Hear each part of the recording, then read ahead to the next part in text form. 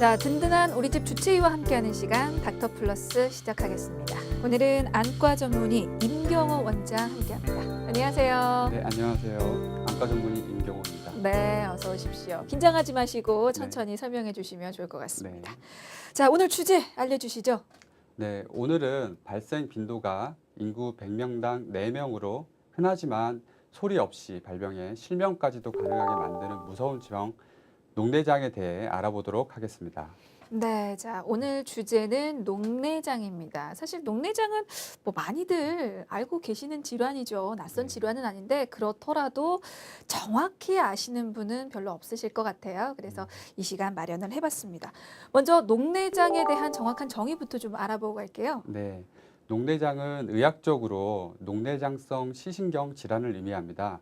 녹내장성 시신경 질환을 유발하는 원인은 여러 가지가 있는데요. 그중 안압, 즉 눈이 가지고 있는 압력은 시신경 이상을 초래하는 가장 중요한 위험 요소입니다.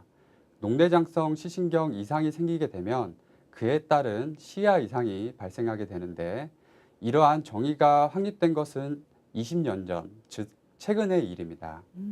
그 전에는 그러면 녹내장이 다르게 좀 정의가 됐었던 건가요? 네, 그 전에는 안압이 높고 시신경이 이상이 있으며 시야 변화가 있는 경우 녹내장으로 정의되고 있었습니다.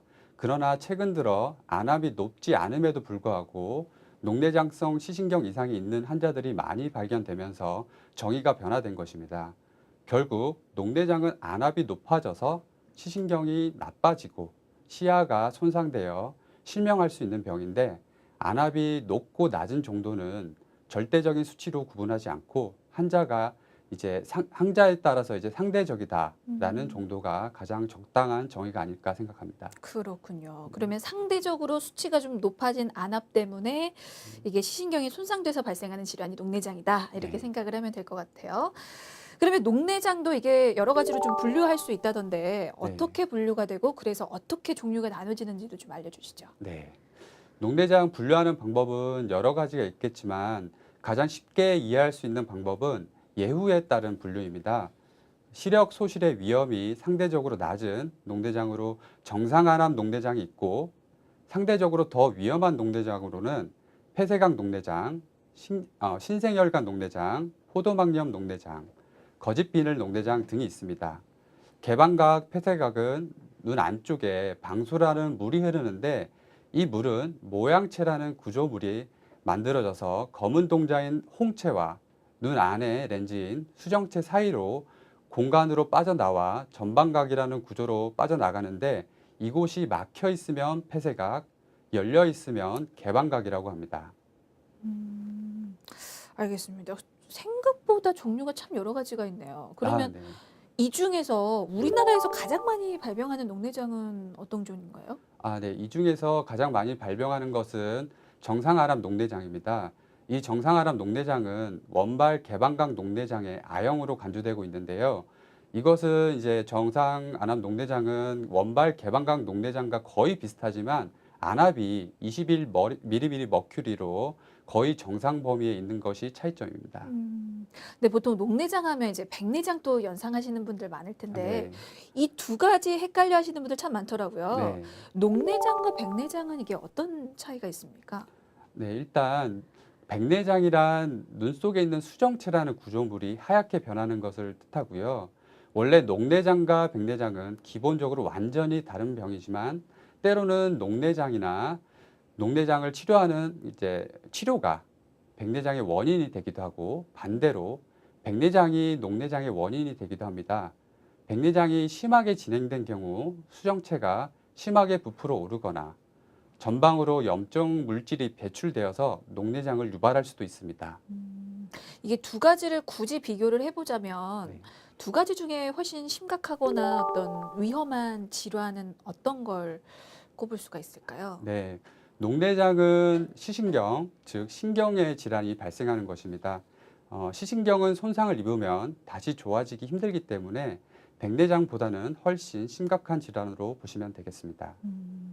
알겠습니다. 그러면 시신경에 이렇게 손상을 입히는 안 질환이 녹내장뿐인 겁니까? 아닙니다. 그 시신경에는 염증성 질환이나 이제 감염성 질환, 유전성 질환 등 다양한 질환이 발생할 수가 있고요. 그 중에서 녹내장은 특정 질환군이라고 할 수 있겠습니다. 그렇군요. 네. 알겠습니다.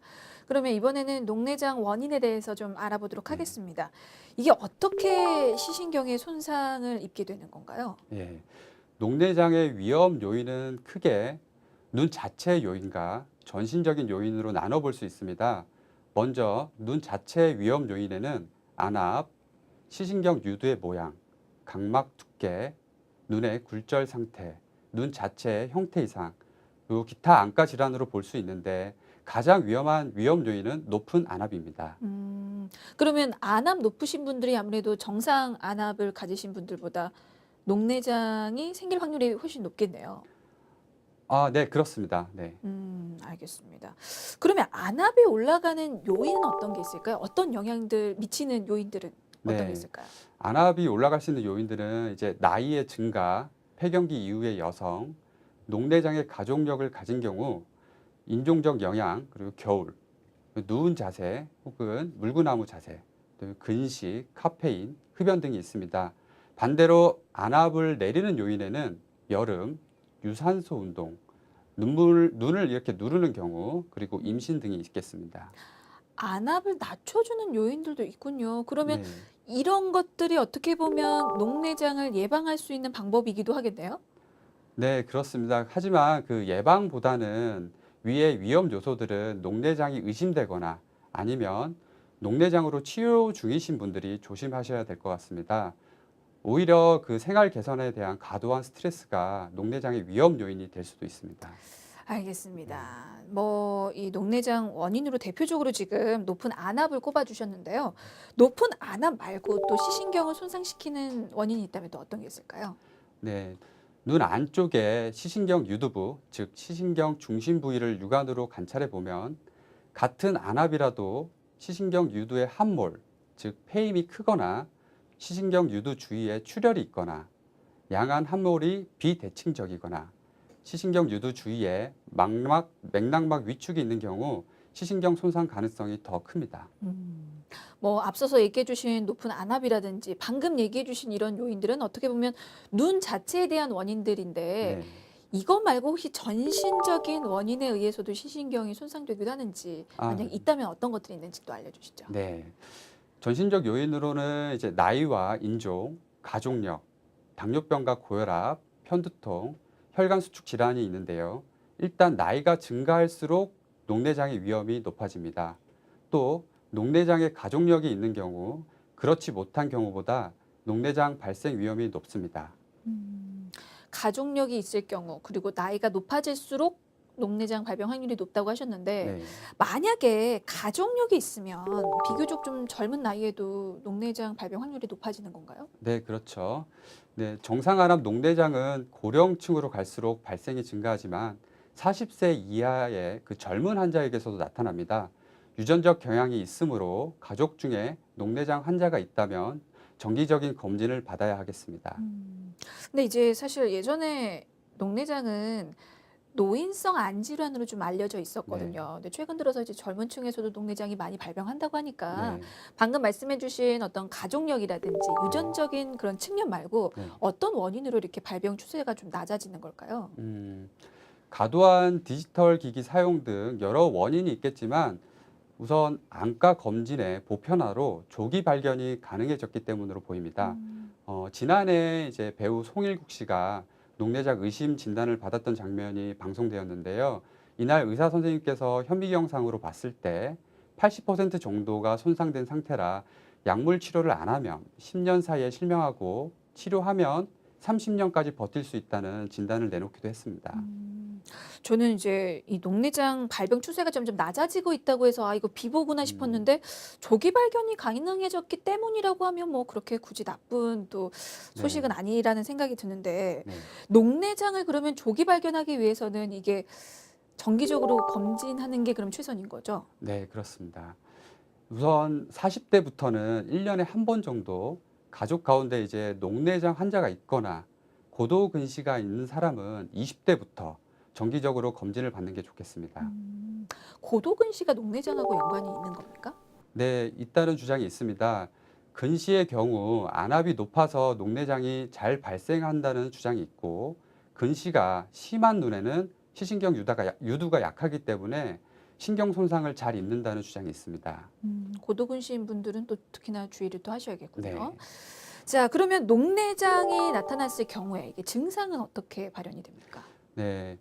녹내장의 증상은 크게 안압 상승 자체에 의한 증상과 시신경 손상에 의한 증상으로 나눠볼 수가 있는데요. 안압이 급성으로 상승하게 되면 각막이 부종에 생겨 물체가 뿌옇게 흐리게 보이고 결막에 충혈이 동반되기도 하며 통증이나 두통이 유발되기도 합니다. 특히 급성 폐쇄경 녹내장 같은 경우는 갑자기 눈과 머리에 심한 통증과 구토, 시력 저하, 충혈 등을 동반하는 경우가 많습니다. 그리고 녹내장에 의한 시야 변화는 초기에는 주변부부터 이렇게 서서히 좁아지는 경우가 많은데요. 하지만 시신경 손상에 의한 시야 변화는 일상생활에서는 스스로 느끼기가 쉽지 않습니다. 음, 본인이 시야에 이상이 있다고 느낄 정도면 대부분 시야 변화가 상당히 진행된 경우가 많습니다. 그렇군요. 네.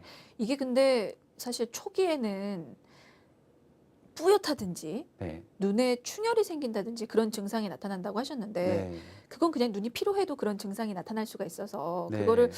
굳이 녹내장이라고 의심할 분들이 얼마나 계실까 싶어요. 네. 녹내장을 자가 진단해 볼 수 있는 어떤 다른 증상이라든지 기준이 또 따로 있습니까, 혹시? 그 녹내장은 증상이 많이 진행된 상태가 아니라면 자가 진단하기가 매우 어렵습니다.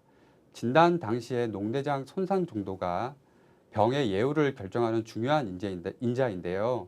증상이 없는 경우에는 이제 병의 특성상 눈에 느끼는 특별한 증상이 없더라도 안과 의사에게 검진을 받는 것이 매우 중요하겠습니다. 그러니까 초기에는 증상이 이렇다 할 증상이 없으니까 네, 아, 이게 증상이 더 악화된다 싶으면 이제 그냥 병원 찾아가서 진료를 한번 받아보시는 게 좋은 네, 거군요. 그렇죠. 알겠습니다. 근데 사실 녹내장이 무서운 게 이게 실명에까지 이를 수가 있다는 말 때문에 네, 그 약간 겁나시는 분들이 좀 많은 것 같은데 네. 이게 녹내장으로 인해서 실명하는 경우가 그렇게 많습니까? 녹내장으로 인해 실명할 수 있는 사람의 숫자가 2020년에는 세계적으로 1,100만 명 정도가 될 것으로 추정한다는 보고가 있습니다. 녹내장은 분명히 실명을 유발하는 주요 질환 중에 하나입니다. 하지만 과거에 비해 녹내장 약물이 다양해지고 레이저와 그 수술적 치료가 좀 더 안전한 방식으로 이제 소개되면서 녹내장으로 인한 실명할 확률은 점점 줄어들고 있습니다. 최근 연구에 의하면 과거에 이제 최소 한쪽 눈이 실명할 확률이 4명 중 1명꼴이었지만 최근에는 한 10명 중에 한두 명 정도로 줄었다고 할 수 있습니다. 네, 물론 뭐 전체적인 수는 줄긴 했지만 네. 녹내장이 일단은 실명할 가능성이 낮지 않은 질환이라는 그런 말씀이신 거죠? 네, 그렇습니다. 우리나라의 많은 정상암 녹내장의 실명 확률을 예를 들어 설명을 드리면 적어도 한눈이 10년 안에 실명할 확률이 2.8% 정도 되고요. 15년 안에 실명할 확률은 8.7%로 해외 연구 결과보다는 좀 낮습니다. 하지만 진단 당시에 시야 결손이 심할수록 아니면 추적 관찰 기간이 길수록 실명 위험이 증가한다고 보고하고 있습니다. 그럼 만약에 이제 녹내장을 조기 발견을 했다면 네. 그걸로 다행히 실명은 막더라도 예전 원래의 눈 상태로 치료를 받아도 네. 돌아오는 건 힘든 건가요? 어떻습니까? 네. 이게 녹내장으로 인한 시신경 손상이 발생하면은 회복시키기는 어렵습니다. 시신경은 뇌 조직의 일종이기 때문인데요. 뇌 조직은 한 번 손상받으면은 회복시키기가 힘듭니다. 그러면 녹내장을 치료하는 건 그 목적이 완치보다는 관리에 있는 네, 거겠네요. 그렇죠. 알겠습니다. 그러면 이제 치료법에 대해서 알아보도록 할 텐데요. 진행을 억제하기 위한 녹내장의 치료법 어떤 것들이 있을까요? 네, 진행을 억제하는 거는 이제 가장 중요한 거는 녹내장 형태에 따라 조금씩 다를 수 있는데 일반적으로는 약물 치료부터 시작합니다.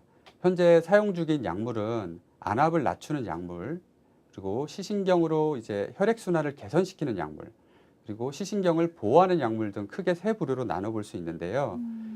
만약 약물 치료가 잘 듣지 않는 경우에는 레이저 치료를 하거나 수술을 시행하게 됩니다. 아, 수술도 하는군요. 네. 녹내장은 어떤 경우에 수술을 진행을 하시나요? 이제 수술 같은 경우는 이제 약물이나 레이저 치료로 안압이 잘 조절이 되지 않거나 녹내장이 계속 진행할 경우에만 시행하는 것이 원칙입니다. 아, 그게 아니면 뭐 네. 약물 치료라든지 레이저 치료로 치료를 하신다는 네, 그런 말씀이시고요. 맞습니다. 알겠습니다. 뭐 앞서서 녹내장이 완치보다는 관리를 위해서라도 치료를 받아야 된다고 말씀을 하셨는데 그렇다면 일상생활에서도 바꿔야 할 어떤 생활 습관들이 또 있을 것 같아요. 꾸준히 관리를 네, 해야 한다면 어떤 부분이 있을까요? 일단 녹내장에 좋은 것을 설명해 드리면 채소, 과일을 많이 먹는 것이 좋고 유산소 운동, 그리고 충분한 수면이 좋습니다. 반대로 좋지 않은 것은 흡연, 가음, 커피, 비만, 스트레스, 힘을 쓰는 운동입니다. 알겠습니다. 끝으로 녹내장 예방법이 있으면 또 추가로 부연 설명을 해주시죠. 네. 일단은 이제 녹내장이 증상이 없기 때문에 규칙적인 운동과 적당한 운동으로 안압을 낮출 수가 있습니다. 다만 목이나 얼굴에 과도한 힘이 가해지는 팔굽혀기, 역기 들기, 벤치프레스 등은 피하는 게 좋고요. 달리기, 자전거 타기, 등산, 수영과 같은 유산소 운동이 좋습니다. 또 녹내장 위험 인자가 있는 경우 정기 검진을 통해 발견을 해서 조기 치료를 받는 것이 가장 효과적인 것 같습니다.